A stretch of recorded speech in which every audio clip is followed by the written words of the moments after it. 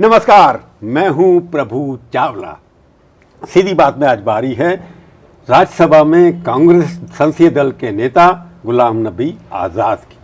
आपका बहुत बहुत स्वागत है। आप तो अभी भी नेता हैं, आज की डेट में तो हैं ही। बहुत बहुत धन्यवाद। मैंने अखबार में आज पढ़ा कि मैं आज़ाद हो गया। मतलब क्या है? आपने ये शब्द क्यों यूज़ किया, मैं आज़ाद हो गया? न इसलिए किया कि 1975-76 में मैं प्रेसिडेंट बना था यूथ कांग्रेस का, तो अभी 45 साल हो गए। तो इन 45 साल में एक न एक पद पे मैं रहता था, या पार्टी पद पे या एमपी। या पता क्या कह रहे थे? हाँ। जब आज़ाद साहब कह रहे हैं कि मैं आज़ाद हो गया, तो मतलब ये था कि अभी तक क्या वो गुलाम थे? नहीं, गुलाम था, गुलाम तो नबी का था मैं। लोग सोच रहे हैं कि गुलाम नबी आज़ाद 45 साल तक, जिसने 11-12 प्रधानमंत्री देखे, इतने सारे AICC प्रेसिडेंट देखे, हर प्रदेश के इंचार्ज रहे, महामंत्री रहे, पता नहीं कितने आपने मसले हल किए। अब आप क्या करेंगे? इसके लिए मैं यही कहूँगा, सितारों के आगे जहाँ और भी हैं, अभी इश्क इम्तिहान और भी हैं। ये 45 साल जिसने कांग्रेस के लिए किया, यूथ कांग्रेस से आप नहीं तो कांग्रेस में रहेंगे, कांग्रेस में रह करके कांग्रेस की सेवा कम करेंगे, बाकी लोगों की ज्यादा करेंगे। इसका मतलब ये है कि कांग्रेस नहीं छोड़ेंगे ना आप? नहीं, सवाल नहीं, मरने तक नहीं। कांग्रेस छोड़ने का, मरने का सवाल नहीं। और पद तो हम खुद ही नहीं चाहते। पद के लिए तो हमने 3 साल 4 साल मिसेस गांधी को कही कि हम पदों से बहुत हो गए हैं। मेरे को ये नहीं होया कि 23 लोगों में की लिस्ट में आपका एक नाम। मैं सोचा गुलाम नबी आज़ाद इन 23 से बहुत ऊंचे हैं, जितनी सीनियरिटी के साथ 23 जो G23 जिसका प्राइम मिनिस्टर रेफरेंस दिया, उन्होंने व्यंग्यात्मक तरीके से कहा, उसमें गुलाम नबी आज़ाद एक लिखना दस्तखत करने वाला लगा था नहीं कि गुलाम नबी आज़ाद ने अपनी औकात थोड़ी चिट्ठी में लिख करके कम कर दी कि आपका तो डायरेक्ट एक्सेस था प्राइम मिनिस्टर के, गांधी परिवार के साथ है। बिल्कुल, उसमें वो तब भी था, आज भी है। आज भी तो चिट्ठी लिखने की क्या जरूरत पड़ गई आपको भी 23 लोगों के दस्तखत करने के साथ? नहीं, उन दिनों कोविड था ना, तो मिलने मिलाने का बात नहीं थी। फोन तो हो सकता था। हाँ, फोन कर दिया, लेकिन फोन आपका लेते नहीं होंगे वो? नहीं, ऐसा नहीं था। और क्या पता हमने अकेली भी लिखी हो। अकेली भी लिखी है? क्या मालूम। अच्छा, उसका जवाब नहीं आया होगा? नहीं, बिल्कुल आया था जवाब, लेकिन दूसरे लोग भी जो आपने बात कह दी अकेले आपने लिखी हो, उसका जवाब भी आया। उसके बाद 23 लोगों के साथ मिलकर लिखा या उसके पहले लिखा? नहीं, ये तो बाद की बात है। जिन लोगों ने कांग्रेस की हिस्ट्री नहीं पढ़ी है, उनके लिए कोई नई चीज लगती है, उनको लिए विद्रोह लगता है, इनको लगता है लीडरशिप चैलेंज करने का। लेकिन मैं स्कूल से, मैंने पार्लियामेंट में अपने भाषण में कहा, स्कूल से गांधी, नेहरू और मौलाना आज़ाद को पढ़ता था। मैं हूं पत्रकार, आपने एक बात कह दी, मैं उसको पकड़ के बैठ गया कि आपने कहा हो सकता है मैंने लिखा हो पत्र। नहीं, आपने, मैं और कुछ नहीं पूछूंगा, मैं पत्र में क्या लिखा ये नहीं पूछने वाला मैं आपसे, बिल्कुल भी नहीं पूछूंगा आपसे। मैं समझता हूँ आपकी लिमिटेशंस, पर उस पत्र को लिखा आपने, उसका सोनिया जी को लिखा या राहुल जी को लिखा? नहीं, कांग्रेस प्रेसिडेंट को लिखा। उसका जवाब आपको मिला कि उसी वक्त फोन पे बात हुई? अच्छा, जवाब नहीं आया? उसी वक्त फोन पे बात हुई। तो ये 23 वाला बाद में हुआ? ये बाद की बात है। तो ये मैं जो बताना चाहता, नरसिम्हा राव जी के वक्त में मैं बताना चाहता हूँ। मैं नहीं, 8 लोग, सिर्फ 8 लोग, जिनमें मैं नाम लेना चाहता हूँ। मैं था, राजेश पायलट थे, माधुराव सिंधिया था, विजय भास्कर रेड्डी थे, अर्जुन सिंह जी थे, कुछ अर्सा के लिए हमारे करना तो परमानेंटली थे, शरद जी थे, लेकिन ये उस वक्त बम्बई में चीफ मिनिस्टर जब आते थे, तो हम हर वर्किंग कमेटी में ये उठाते थे, प्रधानमंत्री जी, हमारे PCC प्रेसिडेंट तो कई जगह बने नहीं, और हमारी कमेटियां कहीं नहीं है, डिस्ट्रिक्ट कमेटियां नहीं, आप क्यों नहीं बनाते? आपने नो कॉन्फिडेंस मोशन के खिलाफ कर दिया और यूनानिमस पास हो गया, पर आपने उनको कुछ कहा था कि बेस्ट प्राइम मिनिस्टर, ऐसी कोई बात कही थी क्या? नहीं, क्योंकि सबने जब रात को हमने तय किया था कि इनके खिलाफ वोट ऑफ नो कॉन्फिडेंस करना, और किसी की हिम्मत नहीं जुड़ी, तो सब मैंने कहा हम कर देते हैं भाई। हम ही शुरू किए थे 4 साल पहले की वर्किंग कमेटी में, तो मैंने हिंदी में शुरू कर दिया, तो करने वाला आज़ाद English, I am also here.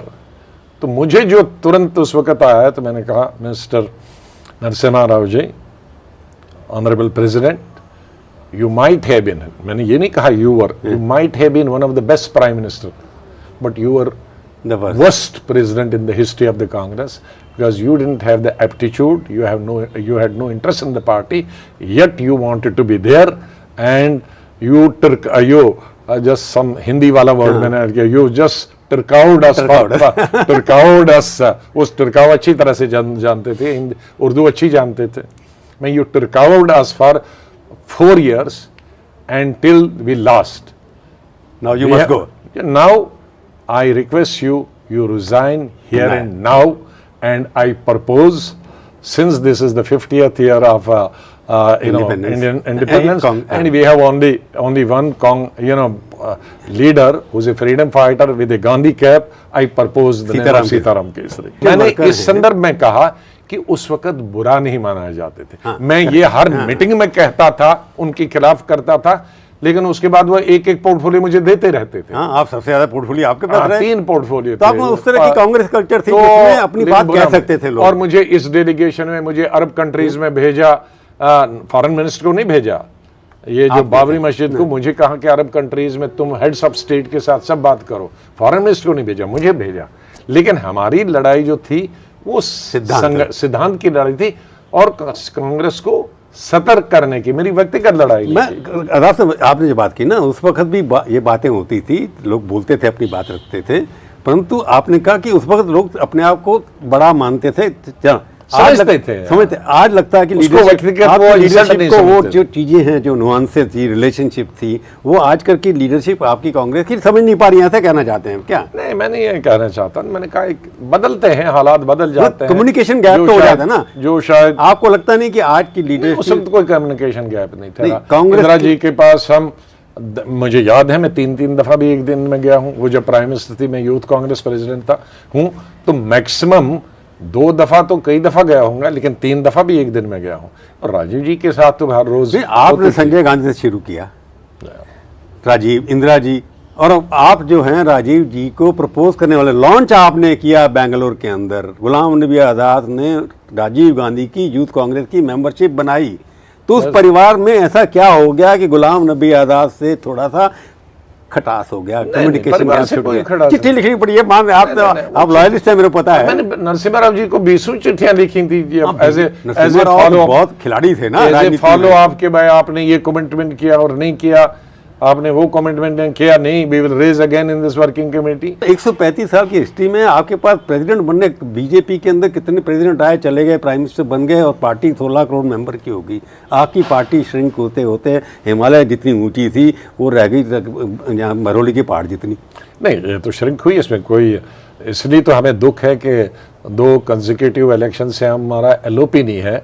इसीलिए तो हमने चिट्ठी लिखी थी कि ये चिंता का विषय है कि अब 2 बराबर सालों से हम लीडर पोजीशन नहीं बना सकते हैं. तो किसको जिम्मेवार ठहराते हो आप हारने के लिए? हम सब जिम्मेवार हैं. मतलब आप जिम्मेवार हैं, मतलब गांधी परिवार नहीं है? कांग्रेस के सब लोग जिम्मेदार हैं. गांधी परिवार नहीं है. जो भी कांग्रेस में है, जो बड़ा है, छोटा है, पदाधिकारी है, सब अपनी अपनी जिम्मेदारी का. आप 10 साल सत्ता में रहे, 2007 से 14, इसलिए ज्यादा अफसोस है. हाँ, इसलिए क्या अफसोस है? इसलिए ज्यादा अफसोस है हारने का. नहीं, इसलिए कि 2014 में आपने सरकार हार की, बुरी तरह हारे. तो उसके पीछे क्या आपको लगता है कि चॉइस ऑफ प्राइम मिनिस्टर जो थी वो गलत थी, या लीडरशिप आपकी गलत थी? नहीं, हमारी संगठन कमजोर थी. हमारा संगठन कमजोर था. यही जैसे मैंने कहा कि नरसिम्हा राव जी को जब मैंने कहा कि आप चले गए ना, आप बेस्ट प्राइम मिनिस्टर थे, लेकिन संगठन नहीं था. इस वक्त भी सरकार में बहुत सारे इनिशिएटिव्स मिसेस गांधी ने एज कांग्रेस प्रेसिडेंट लिए. फूड सिक्योरिटी उनका है, जैसे मनरेगा. वो तो लोग कहते हैं पेरोल गवर्नमेंट थी, मनमोहन सिंह तो डमी प्राइम मिनिस्टर थे और Sonia Gandhi actual prime minister थी. मनरेगा जो सोनिया गांधी ने दिया वो लाजवाब था. वो तो पहली टर्म में था ना, कुछ भी हो, कुछ उसकी वजह जीत गए आप. दूसरी बता रहा हूं ना कि गवर्नमेंट में जो इनपुट मिसेस गांधी ने दिए थे बहुत लाजवाब अच्छे थे, लेकिन संगठन की तरफ हमारा ध्यान. वो संगठन की तो वही प्रधान थी ना, प्रधान भी थे, 18 साल प्रधानमंत्री रही, 18 साल वो प्रधान रही कांग्रेस की, तो उनके जिम्मेवारी तो उनकी भी आती है. इसलिए जो पहली गलती हुई थी नरसिम्हा राव जी के वक्त में कि सरकार की तरफ हम सबका ध्यान रहा, संगठन की तरफ, वो गलती इन 10 सालों में भी हुई कि सरकार की तरफ सबका ज्यादा ध्यान रहा, संगठन की तरफ नहीं रहा. आपको लगता नहीं 2009 के अंदर अगर आप प्रणब मुखर्जी को बना देते prime minister, political prime minister अगर होता आपका, तो कांग्रेस की इतनी बुरी हालत नहीं होती। Prime minister political prime minister बनाने से मैं नहीं समझता कितना फर्क पड़ता, लेकिन संगठन देखिए आज की जो सरकार है, भाई कांग्रेस तो प्राइम मिनिस्टर लड़ रही है ना, नहीं, कांग्रेस नहीं। प्रेसिडेंट और प्राइम मिनिस्टर एक ही आदमी होता था। हाँ, पहली बार हुआ प्राइम मिनिस्टर कोई और प्रेसिडेंट कोई और। नहीं, लेकिन वो भी गलत था कि प्रेसिडेंट और प्राइम मिनिस्टर एक होना, क्योंकि समय नहीं होता। क्योंकि मैंने अभी नरसिम्हा राव जी की बात बताई, या तो आप ट्रिपल शिफ्ट में इंदिरा गांधी और राजीव गांधी की तरफ काम करो, तो आप फिर दोनों से डर जाओ। जैसे इंदिरा गांधी और राजीव गांधी ट्रिपल शिफ्ट में काम करते थे, मैंने खुद किया है राजीव गांधी से। सुबह 8 बजे हमारी मीटिंग होती थी, और पहली मीटिंग, और दिन में अपना अपना काम करो, और रात को फिर 10 बजे से 2 बजे तक हो जाती थी रात की। आप तो मानते हैं, बाकी कांग्रेस वर्कर मानते हैं कि कांग्रेस बिना गांधी परिवार के जीरो है, या आप भी मानते हैं? देखो, गांधी परिवार, मैं कांग्रेस भविष्य की बात कर रहा हूं, क्योंकि आप कांग्रेस में रहने वाले हैं, ऐसा आपने कहा। कांग्रेस और गांधी फैमिली इनसेपरेबल है, इनको दोनों को अलग नहीं किया जा सकता। जितनी पुरानी कांग्रेस है उससे थोड़ा थोड़ा ही कम गांधी थे, गांधी परिवार है। नेहरू से देखेंगे, नेहरू से, मोतीलाल नेहरू से, 1919 में, मोतीलाल नेहरू से 1919 तो 29 में प्रेसिडेंट बने थे वो, लेकिन उससे पहले की बात है। तो इसलिए उनको अलग नहीं किया जा सकता, उनकी कुर्बानी को भी अलग नहीं किया जा सकता है। नेहरू और मोतीलाल नेहरू की कुर्बानी को भी अलग नहीं किया सकता। आज की स्थिति में कौन इतने संपन्न थे वो, लेकिन तो भी त्याग दिया। इंदिरा गांधी और राजीव गांधी शहीद हुए, उसको भी आप उस कुर्बानी को भी आप भुला नहीं सकते। Mrs Gandhi prime minister candidate होकर जीत के सब हमारी पार्लियामेंट्री पार्टी ने इलेक्ट किया, फिर भी कहा मैं नहीं बनूंगी। ये तमाम चीजें हैं। मैं आप इधर ले जा रहे हैं, मैं उधर ले जा रहा हूँ आपको। आप मेरे को बताइए, कांग्रेस की दुर्दशा के लिए अब 18 साल से गांधी परिवार इसके ऊपर 1998 से लेकर के आज 2020 है। आप राहुल, आपकी स्थिति जो है, आप मुझसे ये कहलवाना चाहते हैं कि गांधी परिवार को हटा दो, दूसरे को प्रेसिडेंट बनाओ। मैं ये नहीं कह रहा। जिम्मेवार कौन है? मान लीजिए बनाई भी, लीडर होता है हमेशा जिम्मेवार। आपकी पार्टी में कहते हैं लीडर जिम्मेवार नहीं है, हम जिम्मेवार हैं। एक लीडर से भी काम नहीं बनेगा। आज अगर गांधी परिवार को हटाओ, दूसरे को बनो, तो भी काम नहीं बनने वाला। जब तक हर लेवल पर, इसीलिए हम लोग लीडर ही तैयार करेगा ना। अमित शाह, मैं आपको एग्जांपल बता रहा हूं, अमित शाह ने पार्टी खड़ी कर दी ना। आपके यहाँ कोई अमित शाह नहीं है, नरेंद्र मोदी भी नहीं है, कोई उसके छोड़िए राजनाथ नहीं है, आप छोड़िए भूपेंद्र यादव भी नहीं है, सिवाय गुलाम नबी के। इसलिए अपनी हर लेवल पे हमको पार्टी को मजबूत करना है, block level, district level, state level, national level, और ये सिर्फ इलेक्शनों के द्वारा ही हो सकते हैं। अभी मैं लेता हूँ छोटा सा ब्रेक, उसके बाद पूछूंगा आपका भविष्य क्या है और आपके मोदी जी के साथ क्या संबंध है। सीधी बात में आपका एक बार फिर से स्वागत है। हम आज बातचीत कर रहे हैं गुलाम नबी आज़ाद से। आपका फेयरवेल हुआ। मैं तो 40 साल से मैं भी पत्रकार हूँ। प्रधानमंत्री को किसी को विदाई देते हुए आंसू बहाते देखा नहीं। उनके आंसू टपड़ गए। मोदी जी तारीफ बहुत कम करते हैं, जब करते हैं तो दिल से करते हैं। तो आपका क्या इमोशनल कनेक्ट था उनके साथ? बहुत शायद लोगों ने गलत समझा है इसको। गलत नहीं समझे, मैंने सवाल पूछा है। बहुत अच्छे वर्ड्स चेयरमैन ने किए, बहुत अच्छे शब्दों में प्राइम मिनिस्टर ने हमारे बारे में बोला, और बहुत अच्छे शब्दों में शरद पवार की पार्टी से लेकर सीपीआई सबके फेयरवेल सुने मैंने, सब 2.5 घंटे हमारे बारे में तकरीबन 25-26 पार्टी के लीडरों ने, एमपीज नहीं, पार्टी के लीडर्स ने हमारे में अच्छे। कई लोगों ने कहा हमारी स्टेट से आई है, हमारी पार्टी से आई, एक ही ने नहीं कहा। मैं उनका धन्यवाद करता हूँ। उनके साथ संबंध रहे। जब मैं मिनिस्टर था, सबके साथ संपर्क रहे, एलओपी था, सबके साथ संपर्क रहे। लेकिन जब प्राइम मिनिस्टर की आंखों में आंसू आए और बाद में मैं भी उसी पर रोया, उसकी एक घटना से संबंध था।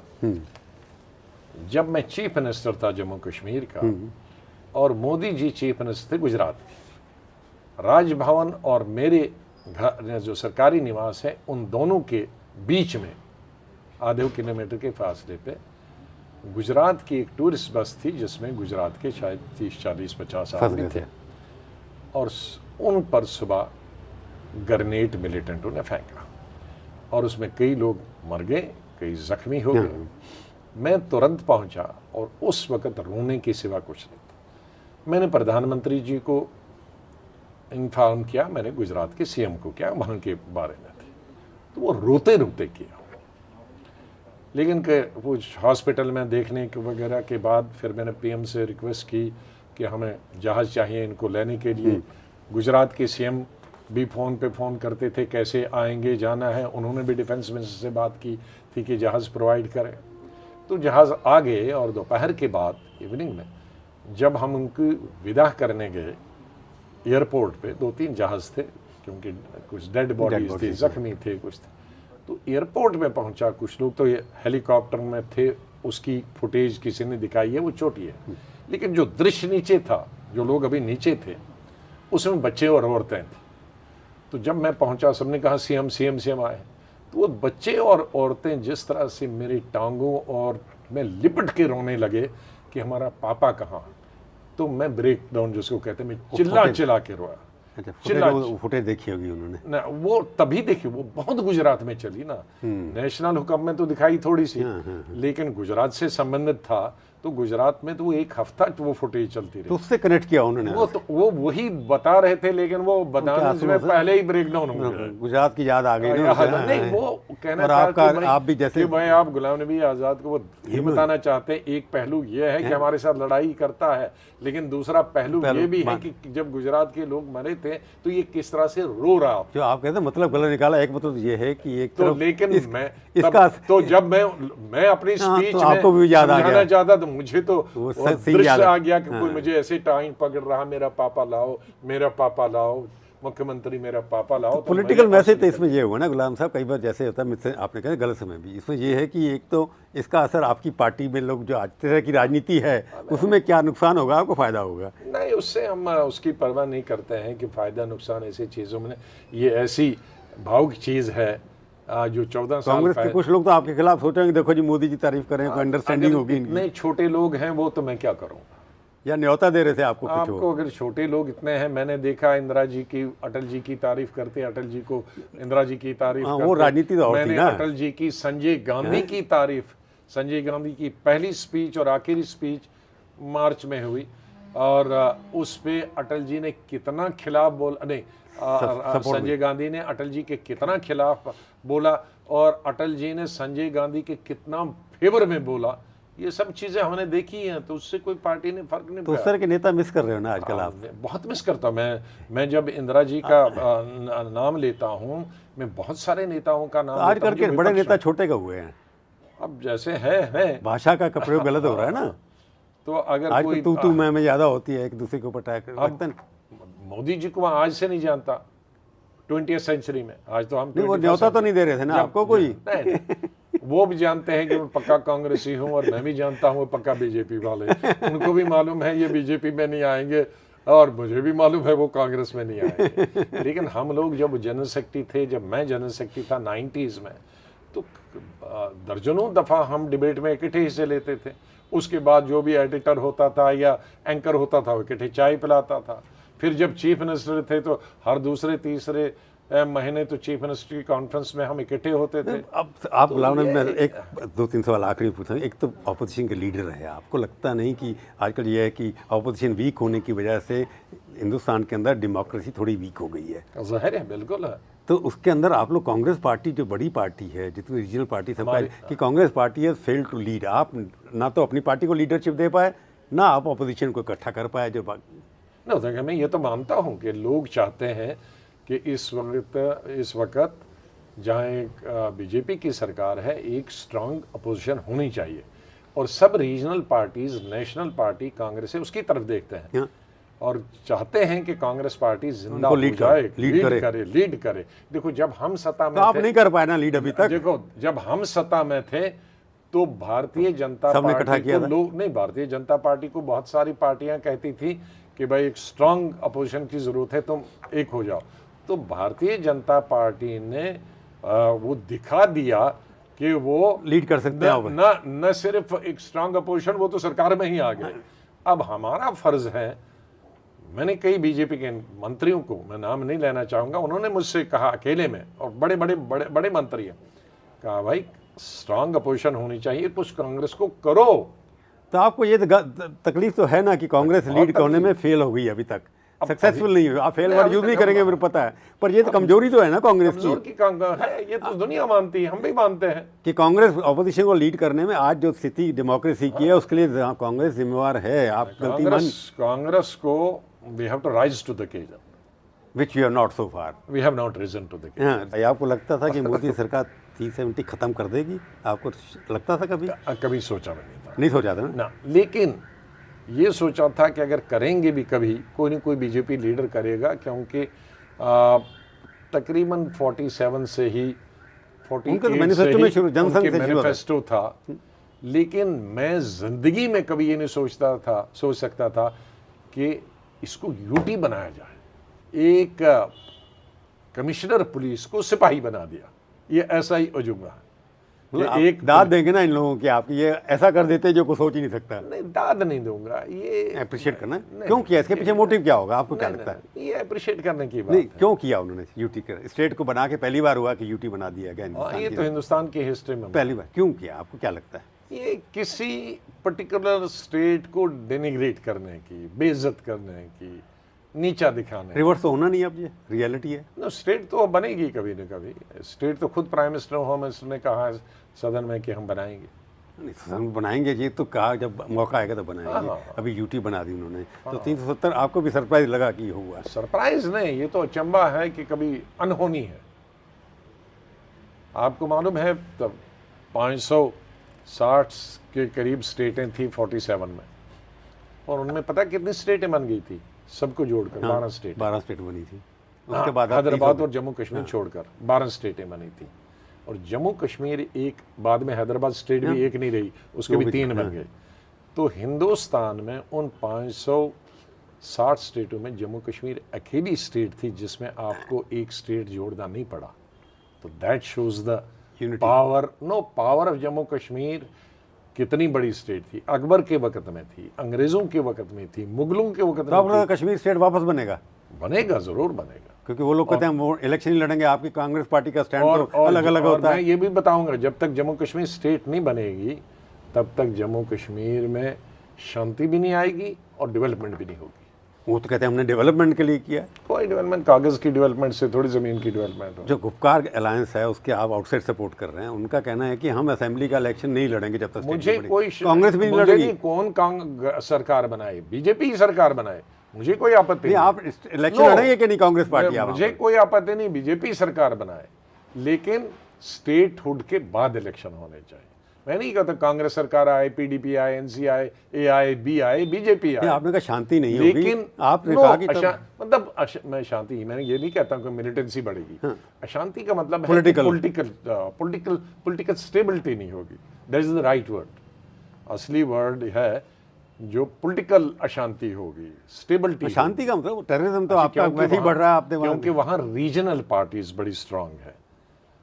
आप रीजनल पार्टी, आप चेन्नई में देखो, बीजेपी एक तजर्बा कर रही है, लेकिन रीजनल पार्टीज को रिप्लेस करना और उन पर थोप देना वो बहुत बड़ा मुश्किल काम है। मैं आपको आखिरी सवाल पूछा, अगर आप लीडर ऑफ अपोजिशन, जब आप मोदी सरकार के बारे में कहेंगे कि 6 साल 7 साल हो गए दोनों टर्म में, आप 2 सेंटेंसेस के अंदर मोदी सरकार का असेसमेंट क्या करेंगे?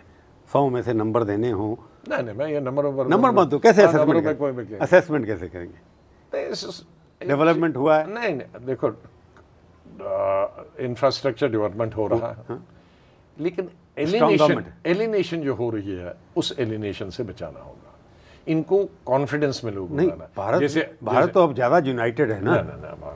जैसे माइनॉरिटीज अभी अपने आप को एलिनेटेड फील करते हैं, किसान अपने आप को एलिनेटेड फील करते हैं। ये सबसे काम होना चाहिए कि देश को जोड़ना सबसे बड़ी बात।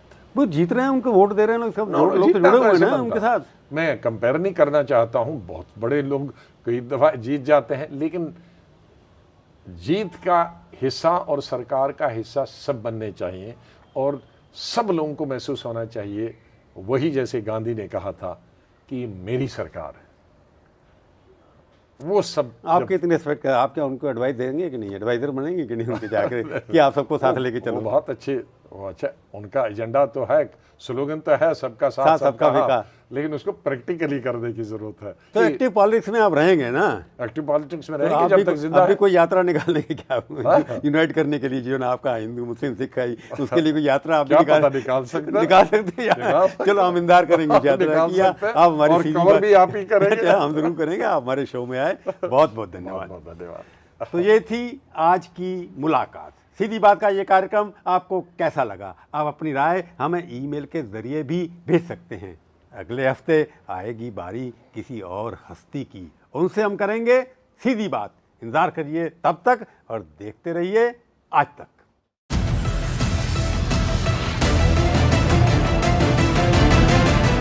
नमस्कार, मैं हूं अंजना ओम कश्यप। हमें उम्मीद है ये वीडियो आपको पसंद आया होगा। लेटेस्ट खबरों के लिए यूं ही देखते रहिए आज तक, और इस वीडियो के पसंद आने पर लाइक, शेयर एंड सब्सक्राइब करना ना भूलें।